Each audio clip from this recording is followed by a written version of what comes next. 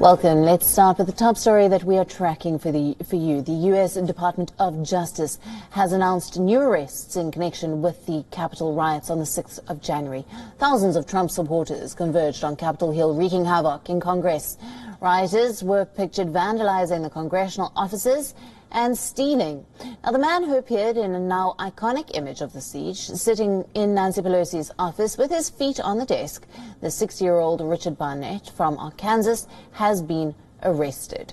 He has been charged with theft of public property, among other offences. A man seen carrying Pelosi's lectern from the House of Representatives chamber, the 36-year-old Adam Johnson from Florida, has been arrested on multiple grounds.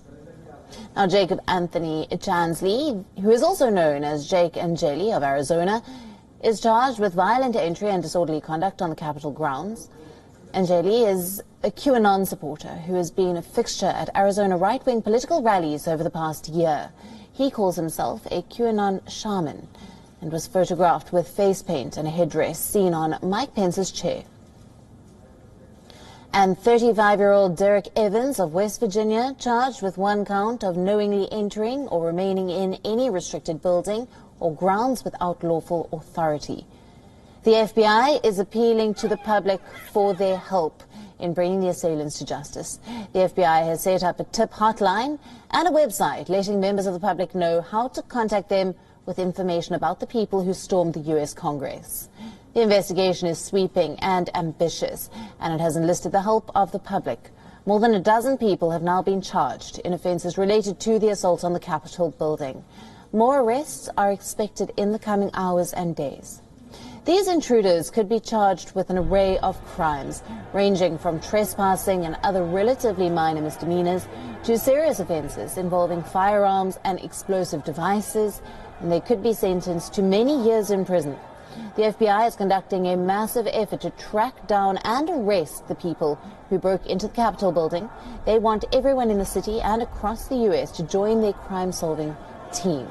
Now, 5 people have lost their lives to the riots, including a Capitol police officer, but no one has been charged for any of the deaths yet. The prosecutors are using several criminal statutes and theories of liability to charge the rioters. Some of them include seditious conspiracy and felony murder.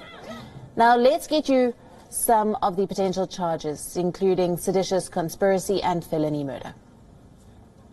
Over 50 people have been charged with gun-related offences in the federal district and superior courts. A Seattle man, Mark Leffingwell, has been charged for assaulting a law enforcement officer.